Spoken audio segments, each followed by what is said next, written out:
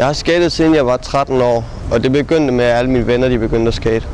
Jeg bruger ikke noget bestemt antal tid i ugen på at skate, men en god sommerferiedag, der kan man sagtens bruge hele dagen på at skate.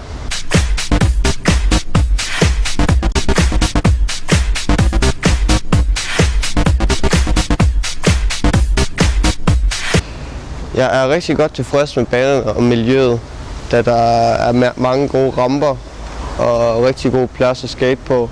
Det vil anbefale stedet til alle dem, som ikke har været her før. Det er et rigtig godt sted, og når folk først har været her, så kommer de ikke andre steder.